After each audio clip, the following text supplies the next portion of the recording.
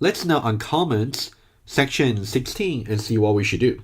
This section seems to be very easy over here. You can see we simply try to say bb.toString, which means we're calling the toString method of bb. And to see what bb, what the type it is declared to, so you can see right click on the variable and say open decoration. It tells you it's a birthday book. You can see that in the birthday book class, you can simply go through the one in your file. We have not so far yet overridden the toString method. Actually, we have, but only partially. You can see we only did it for the previous section to say, in the case of the empty book, we will simply just tell you how many entries there are, right? So in the case it is 0 entries or 1 entry or 2 entries, it's not very sophisticated. But let's see what's really to be expected from our expected output. So if you look at the PDF, it says that number 16, there are 3 entries in the book. Okay, as I said before, basically you can see this is the expected output from the toString method of the birthday book. Okay, however, you can see that you can decompose that into different parts, into the return values of the toString method of other classes. Okay, you can see this should be the toString method return value of the first entry in the birthday book, and this should be the toString value of the second entry, and this should be the toString value of the third entry. Even that, for the first entry over here, this part here should be the toString value of its birthday attributes, and this one should be the toString value of its birthday attribute. And similarly, this should be the toString value for the third entry of its birthday. Okay, so now we are trying to define this method in a way that can minimize code duplicates. So we want to reuse the toString methods of other classes whenever appropriate. Okay, so now let's just try to complete our toString method from the previous section.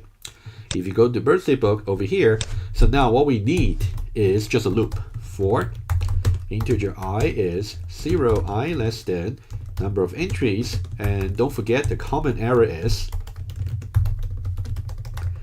that you say I is less than entries dot length. Okay, just make sure you don't have that. You don't want to deal with null values.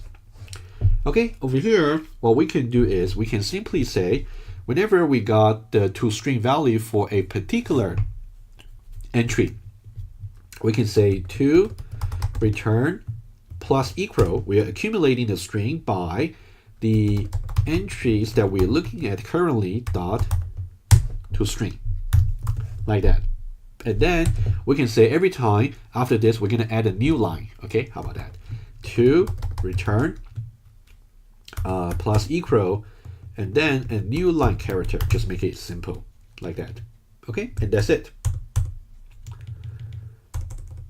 Okay, let's see what we have. If you go back to the tester over here and execute, so you can see that there are 3 entries in the book.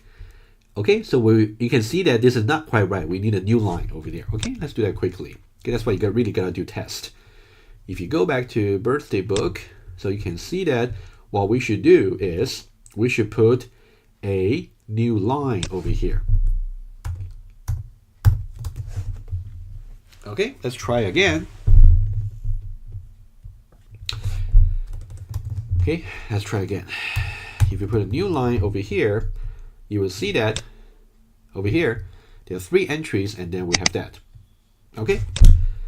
However, I can okay. Let's just write a test in JUnits and see if all the tests actually pass. If there's anything that's not passing, we should fix them. Okay. So now let's go back to tester over here. We want to convert this one here into the JUnits. You can see BB here up to here, it was done by actually the add entries. So let's see, let's go to 15 over here. You can see so far we got bb.add entry, right? Okay, let's just get that. So make sure we got a toString value properly. Let's go to test. That'll be add test. So that would be test 16, I think. Public void test 16, and then let's paste that. And now let's make sure we got birthday and we got BD13, right? Okay, make sure we got here. And then we got entry E1 and we got BD13. Okay, put all the variables here in place. So now things compile. And what we want to make sure is assert equals is, so we have some expected string. Okay, put expected for now. And then we are trying to say bb.toString. Okay, let's now do the expected here. Okay, we don't need to put a single line. We can say expected is over here. So now over here, let's see, the first line should be, there are 3 entries in the book. Okay, we have a new line over here, and then expected plus equal, and the first line should be A was born on January the 11th. Okay, we have a new line there. Okay, so now we have 3 more. Okay, so always we put a new line at the end of the iteration, if you remember from the toString method. B was born on June 16th over here, and also C was born on June 16th. And over here, C was born on June 16th. Okay, let's see if things will pass. We are still missing BD01, which is over here. Okay, let's put it back. Okay, so now everything compiled. Let's execute a test case. However, we got a failing test, but you see, number 16 passed. However, we got a previous test that actually failed. I'm not sure if you, maybe you can predict which one was actually failing right now, the previous one. Okay, you can see number 10 actually failed. Let's see what number 10 is saying. You can see it's actually back to number 10, where we were trying to say the toString value for an initially empty book. In this case, there are 0 entries in the book. You can see we just changed our definition for the toString because we always put a new line over here. If we want to stick to this, we better change our test. If you think this is wrong, then we should fix the implementation here. Either that the expectation is wrong or the implementation is wrong. Either way. But now in this case, we want to stick to this implementation for the empty and non-empty cases. So now let's go back there and fix it.